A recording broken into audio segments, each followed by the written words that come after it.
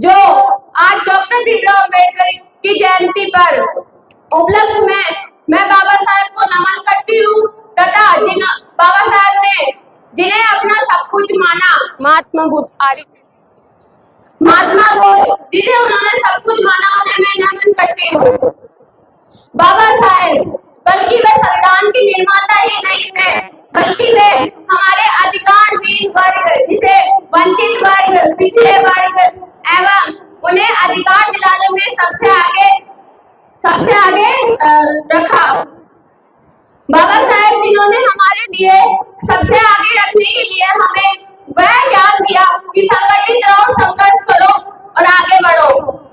उन्होंने पिछड़े वर्ग, वंचित और आदिवासी किसान वर्ग के लोगों को सम्मानपूर्वक जीवन जीने के लिए शिक्षा, रोजगार, यहाँ तक कि अपने अंदर राजनीति के अंदर भी आरक्षण की व्यवस्था की, जिसके कारण वो सम्मानपूर्वक जीवन जी सके।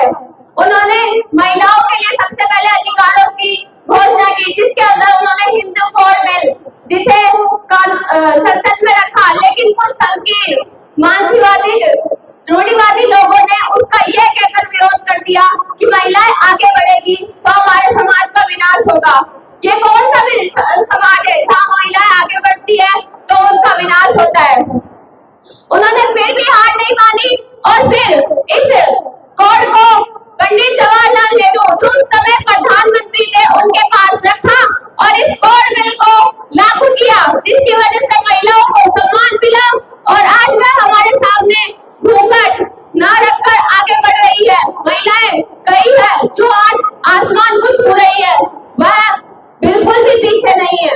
लेकिन दुर्भाग्य की बात है कि हमारे बाबा साहेब ने इतना कुछ करने के बाद भी लोग उनसे नफरत जाहिर करते हैं, उनकी प्रतिमाएं तोड़ देते हैं, जिसके कारण मैं ये कहना चाहूंगी कि वह दलितों के नेता ही नहीं है बल्कि राष्ट्र के भी नेता है। वह हम हैं तो वह राष्ट्र के नेता है।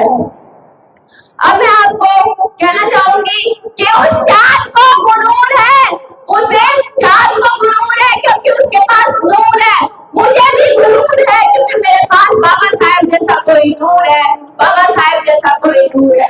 ना तलवार की धार से, ना गोलियों की बौछार से, ना तलवार की धार से, ना गोलियों की बौछार से मेरा देश चलता है मेरे बाबा साहेब के संविधान से। जय भीम, जय भारत, जय संविधान।